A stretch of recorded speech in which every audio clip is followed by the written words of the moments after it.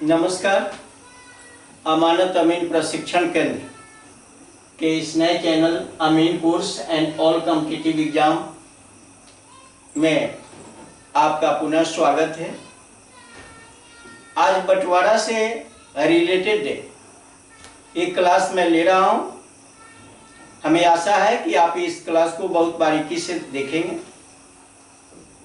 और अपने लाइफ में इसका उपयोग भी करेंगे। बंटवारा का इसके पहले 3 वीडियो हमने बनाया, ये चौथा वीडियो है। बंटवारा में कम से कम 10-12 वीडियो बनना जरूरत है। 10-12 क्लास बंटवारा का मेरा होता है। अगर उन क्लासों को बारीकी से आप सीख लेते हैं फिर बंटवारा आपके लिए मुश्किल नहीं होता। अभी एक सवाल बंटवारा का फिर हम लेंगे और उसको बारीकी से हम बताएंगे। तो चलिए शुरू करते हैं बंटवारा। अब यहाँ पे एक क्वेश्चन है बंटवारा से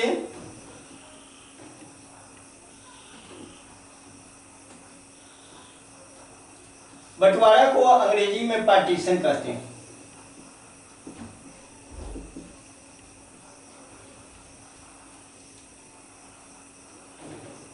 एक किसान के पास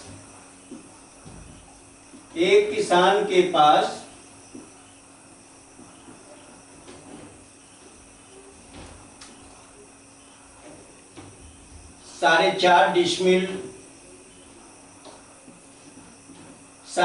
डिसमिल जमीन है।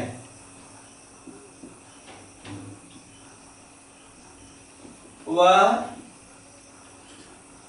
इसे अपने 3 पुत्रों के बीच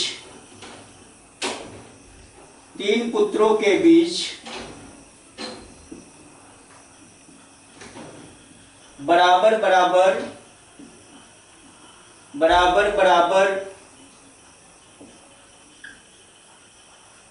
बांटना चाहता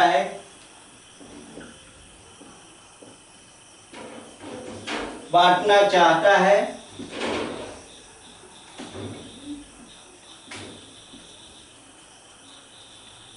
पहले को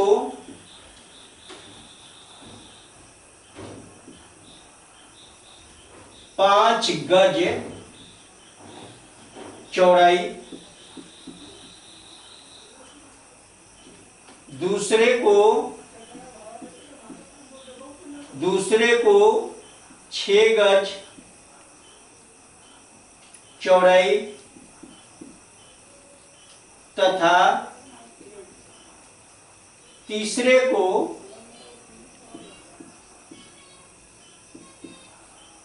10 गज चौड़ाई देता है। प्रत्येक पुत्र को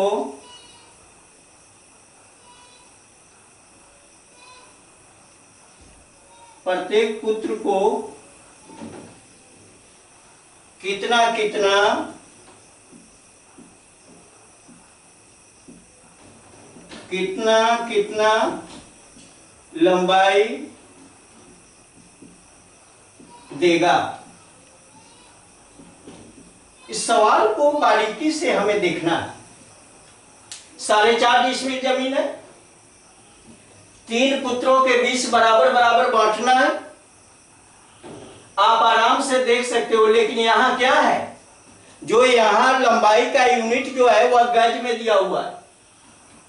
एक को 5 गज चौड़ा देता है, दूसरे को 6 गज चौड़ा देता है और तीसरे को 10 गज चौड़ा जमीन देता है। अब लंबाई कितना देगा कि प्रत्येक का हिस्सा बराबर हो जाए, इसको हम लोगों को बारीकी से देखना है और समझना भी है। सबसे पहले तो ये जानना है कि गज का अगर मामला है तो हमें क्या करना चाहिए। आपको ये बारीकी से देखना है कि 1 डिसमिल में कितना गज स्क्वायर होता है। पहले अगर ये जानकारी आपको नहीं होगी, इस जमीन को आप नहीं बांट पाओगे। अगर ये जानकारी आपके पास है तो आप बारीकी से इस जमीन को बांट सकोगे। और इसकी जानकारी रखने के लिए हमने अपने पुराने channel how to become a surveyor by Shashi Bhushan Kumar, उसमें हमने एक एक डिसमिल का वैल्यू हर यूनिट में बताया। अब 1 डिसमिल का वैल्यू करी स्क्वायर में जानना है तो 1000 करी स्क्वायर होता है। 1 डिसमिल का वैल्यू फीट स्क्वायर में जानना है तो 435.6 फीट स्क्वायर होता है। 1 डिसमिल का वैल्यू अगर गज स्क्वायर में जानना है तो 48.4 गज स्क्वायर होता है। तो 1 डिसमिल का वैल्यू अगर हाथ स्क्वायर में जानना है तो 193.6 हाथ स्क्वायर होता है। इस तरह से हर यूनिट में हमने अपने पिछले वीडियो में एक एक डिसमिल का मान बहुत बारीकी से आपको बताया है और वही बारीकी इस सवाल में आपको काम करेगा। अगर ये सवाल में आप इस सवाल को समझने में आपको दिक्कत हो रही है तो फिर पिछले वीडियो को देखना आपके लिए जरूरी हो जाता है और वहां से देखकर आप मजबूत हो जाते हो तो यहां बनाना, ये सवाल बनाना आपके लिए आसान हो जाता है। तो चलिए तय करते हैं। सबसे पहले तो जमीन को देख लेते हैं। 4.5 डिसमिल जमीन है कुल जमीन। ये कुल जमीन कितना है?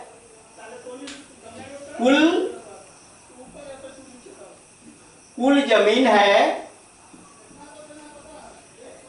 4.5 डिसमिल। 4.5 डिसमिल कुल जमीन है और यहां आपको पता है कि 1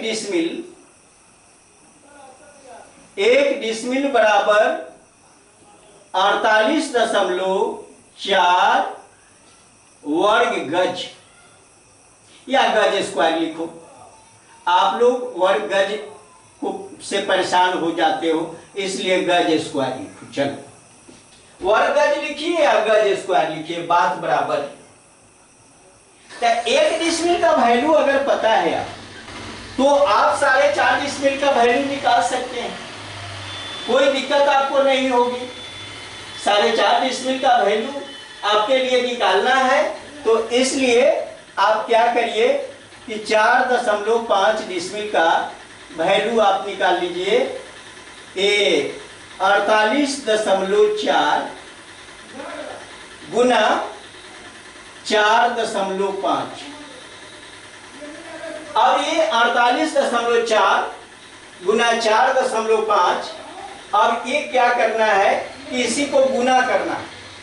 अब गुना करना है तो आप आराम से गुना कर सकते हो, ऊपर नीचे करके भी गुना कर लो या इसको पॉइंट हटा के छोटा करके भी गुना कर सकते हो, कोई दिक्कत नहीं। ऊपर नीचे करके ही गुना कर लेते हैं। 48.4 में क्या करना है, ये 4.5 से गुना करना है। दशमलव को तब तक भूल जाइए, हटाइए, पहले ये संख्या में गुना कर लेते हैं, दशमलव का सेटिंग बाद में कर देंगे। 5 चौका 20, 8 पचे 40 और 2 42, 5 चौका 20 और 4 24, 4 चौका 16, 8 चौका 32, 1 33, 4 चौका 16 और 3 19। फिर एक बार देख लें। 5 चौका 20, 8 पचे 40, 2 42, 5 चौका 20 और 4 24, फिर 4 से 4 चौका 16, 8 चौका 32, 1 33, 4 चौका 16 और 3 19। गुना करते हैं। 0 6 2 8, 4 3 7, 9 2 11 और 1 1। 11,780। 11,780। अब दशमलव देख लेते हैं, 2 अंक हट के यहाँ पर दशमलव आ जाएगा, होगा 117 17.80 ये हो जाएगा आपका गज स्क्वायर। टोटल जमीन हो गया। टोटल जमीन इतना होता है, इतना गज स्क्वायर।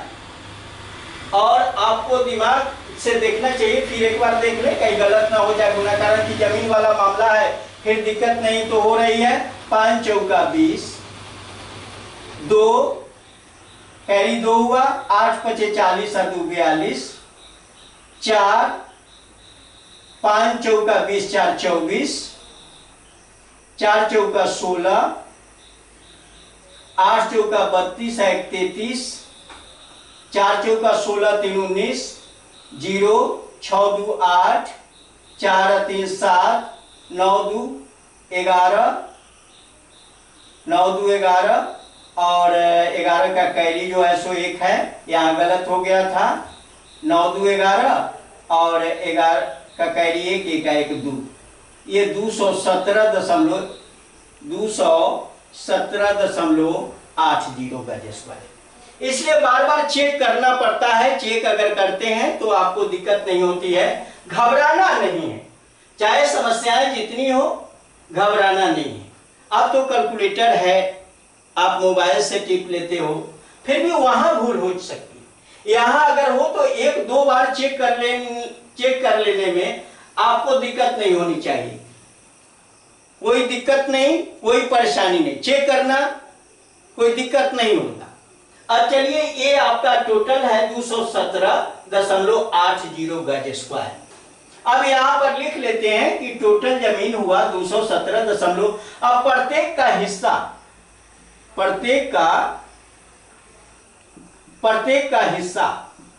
प्रत्येक का जो हिस्सा हो रहा है वह हिस्सा हो रहा है 217.80। अब इसी में आप अगर जितने लड़के हैं, 3 पुत्र है, 3 से आपको भाग देना चाहिए। 3 से भाग देते हैं तो आपको ये 3 से कहीं कट जाए, आप देख सकते हैं। तो देख लेते हैं काटकर। 3 7 21, 3 दूना 6, 3 6 18। 0 दे भी सकते हैं, नहीं भी दे सकते हैं, कोई दिक्कत नहीं है। 0 दीजिए, दे भी सकते हैं, नहीं भी दे सकते।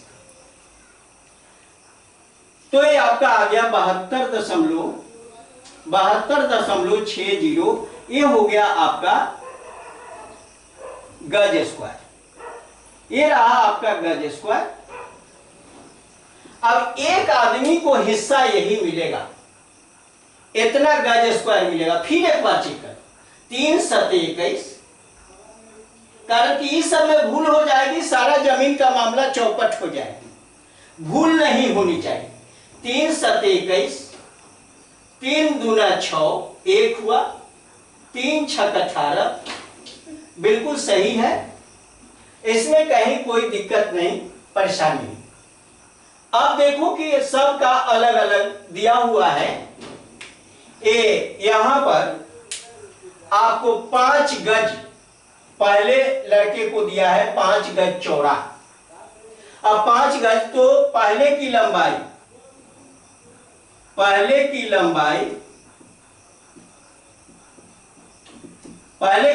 क्या हो गई कि भाई, अब चौड़ाई तो पता है कि 5 गज है, अब पूरा क्षेत्रफल पता है, तो 72.60 गज स्क्वायर। गज स्क्वायर यहां पर लिख दो। और कितना गज दे रहा है, तो 5 गज चौड़ा दे रहा है, तो 5 गज लिखो यहां। अब दिमाग दौड़ाओ, गज से गज स्क्वायर कटा तो यहां हो जाएगा गज, और इसको काटते हैं 5 एक बार लगेगा। अब यहां पर 2 हुआ 22, 5 चौका 20, फिर 2 26, 50 25,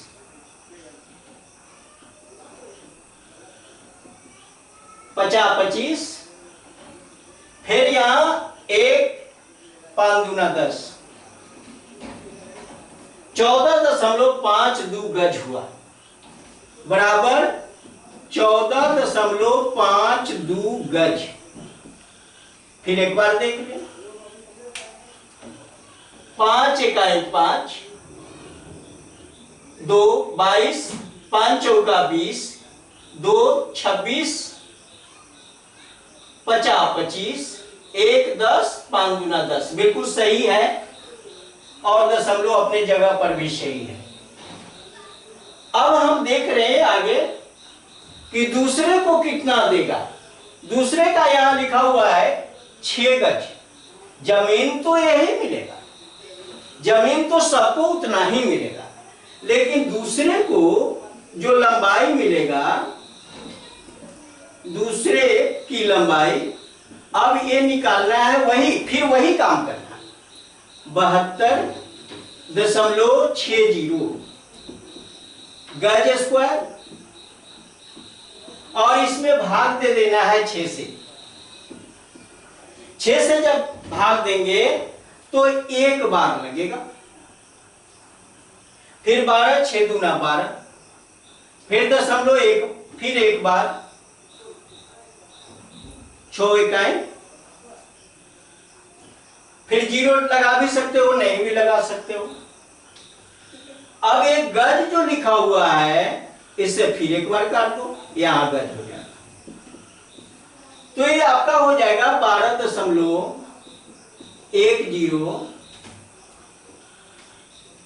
गज। अब ये क्योंकि लंबाई है, लंबाई को आप गज स्क्वायर में नहीं लिख पाएंगे, और तीसरे का जो शेयर होगा वह होगा, यहां लिखा हुआ है 10 गज,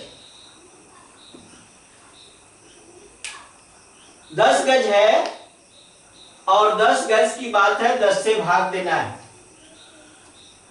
अब 10 गज चौड़ाई की बात कहा, अब यहां पर तीसरे को, तीसरे की लंबाई हम तो कहेंगे 10 से अगर भाग देते हैं इसमें तो दशमलव यहां पर आ जाता है, 7 दशमलव हो जाता है।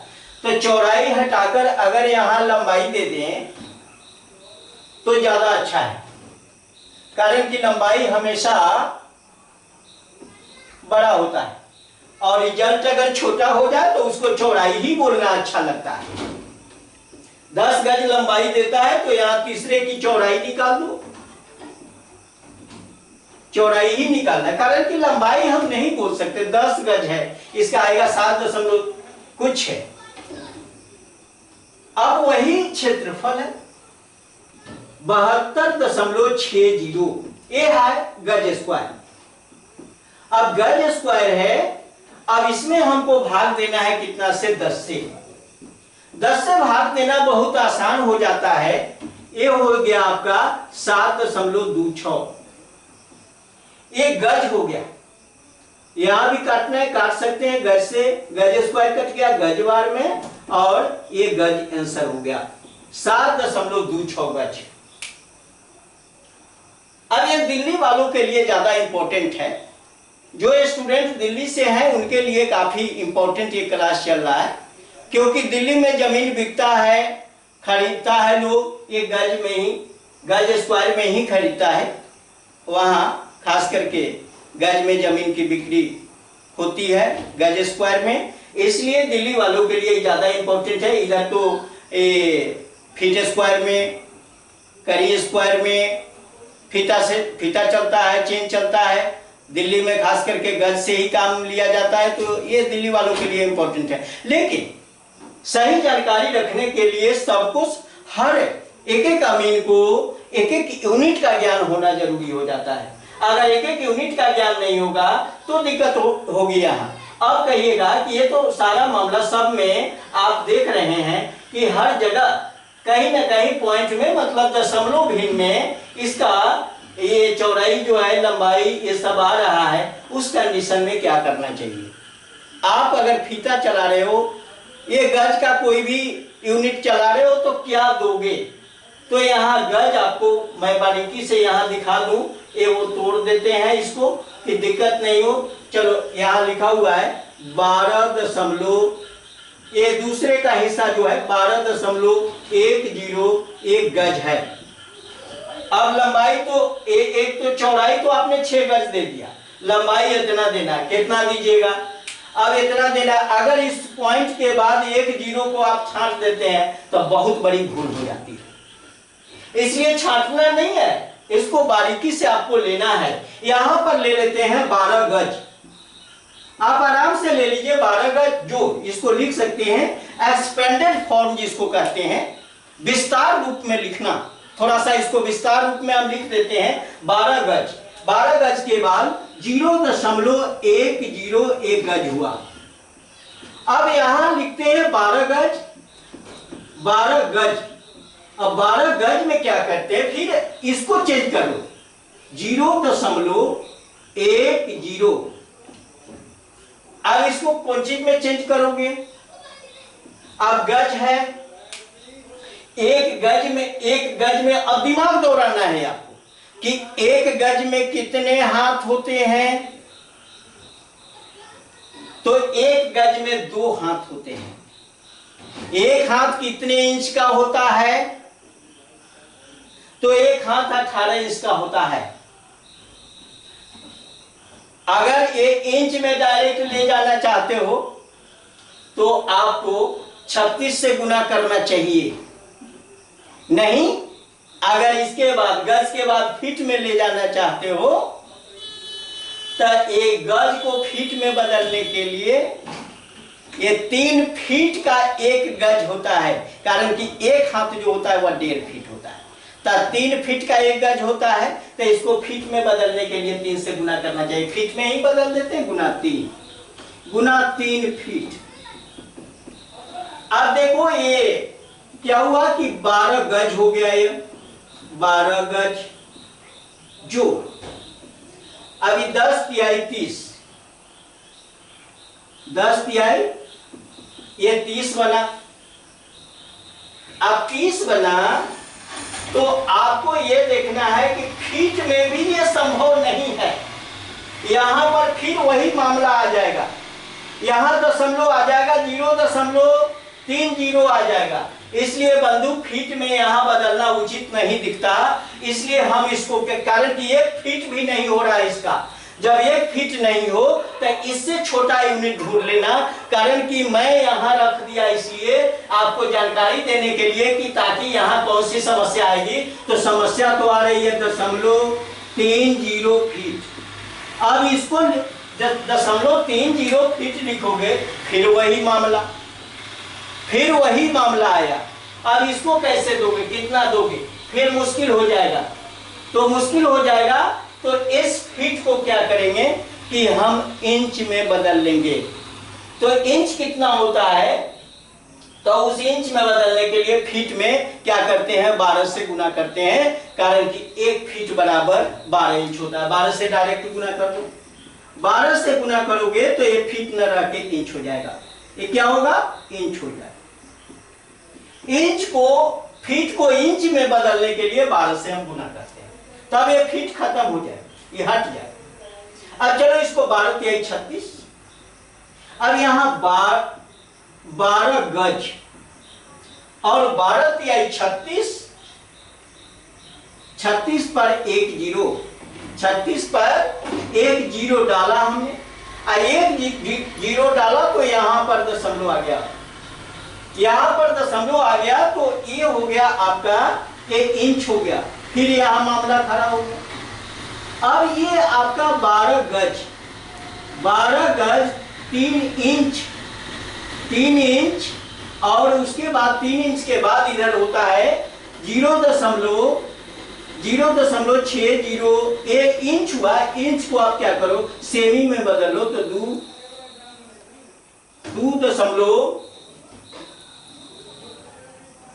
अब देखिए 5 से गुना कर दीजिए, 2.5 से सेमी में बदल जाएगा। अब क्या करते हैं कि यहां पर आप देखिए कि 12 गज हो गया, ये 3 इंच हो गया, 12 25 छक 150, ये 150 पर एक जीरो, आई दशमलव के बाद 2 अंक है तो यहां डाल दो 3 अंक हटना पड़ेगा यहां पर, कारण कि 2 यहां है 1 यहां है, 3 अंक। अब यहां पर 1 सेमी, 1.5 सेमी हो गया, आप 1.5 सेमी दे सकते हो, नहीं तो इसको मिमी करो, छोड़ देते हैं मिमी का हम करो। 12 गज 3 इंच 1.5 मतलब 1.5 कंप्लीट है, 1.5 सेमी। अगर 0.5 सेमी को मिमी में बदलोगे तो इसमें 10 से गुना कर देना, ये भी आराम से हो सकता है। हम ना 1 इंच किसी का लेंगे, ना किसी को 1 इंच एक्स्ट्रा देंगे, यह सिद्धांत हमेशा, क्योंकि अमीन का मतलब ईमानदार होता है, हमेशा अपने क्लास में ये बात डीलिंग करते रहते हैं। ईमानदार हो, ईमानदारी से काम करो, बेईमानी शैतानी से काम नहीं करना। बेईमानी शैतानी से काम करोगे काम खराब हो जाएगा, इसलिए आपको परेशानी झेलनी पड़ेगी। आपको दिमाग रखना है साफ सुथरा कि कहीं हम किसी के साथ भूल ना करें, और बारीकी के साथ बंटवारा का प्रोसेस करें, या जमीन मापें तो बारीकी के साथ मापें। तो चलिए हम समझ रहे हैं। अब हर यूनिट को, यहां भी वही बात है, आप इसके आधार पर चेंज कर लेना, यहां भी वही बात है, आप इसके आधार पर चेंज कर लेना। अब सब जगह हमारे चेंज करने से ये 2 होमवर्क के रूप में है। 12.10 गज को हमने क्या किया कि वही बताया। अब 14.52 गज है और यहां पर 7.26 गज है, ये आपको करने के लिए हमने छोड़ दिया। बारीकी से हमें आशा है कि आप बारीकी से कर लोगे, नहीं तो हम देख रहे हैं कि बहुत सारे लोग अब क्या करेंगे कि भाई अब यहाँ 14.5 गज दे देंगे, हटा देंगे काम, इसको भूल जाएंगे। यहाँ क्या करेंगे कुछ लोग 7.25 गज दे देंगे, इसको भूल जाएंगे। अरे 7.25 होता तब तो 7.25 आप देते, यहाँ 14.5 होता तब तो 14.5 देते, यहाँ तो 2 का भी तो लटकन है सामने। इसलिए हम लोगों को बारीकी से काम करना चाहिए। इस पर छोटे छोटे यूनिट पर बारीकी से अगर ध्यान देते हो तो मापी खराब नहीं होता, बंटवारा यूनिक होता है। कहीं से आप जंग जीत कर लौटते हो, कहीं आप हार का सामना नहीं करना होता, और किसी भी अमीन को आप चैलेंज कर सकते हो। हमारे इंस्टीट्यूट से निकले हुए जो भी स्टूडेंट है, जो भी अमीन बनते हैं, एक चैलेंजर अमीन बनते हैं। वो आप किसी के पीछे नहीं जाते, बल्कि उनके पीछे पीछे चलने वाले लोग बहुत सारे हो जाते हैं, इसलिए उन्हें लोकप्रियता मिलती है, पॉपुलैरिटी मिलती है। हमें आशा है कि आप इस क्लास को बारीकी से समझा होगा। अगर ये क्लास आपके लिए यूजफुल है, हेल्पफुल है, उपयोगी है, अपने जीवन में इस क्लास को उतारोगे तो हमारे चैनल, नए चैनल अमीन course and all competitive exam को लाइक करें, शेयर करें और सब्सक्राइब करें। बहुत बहुत धन्यवाद।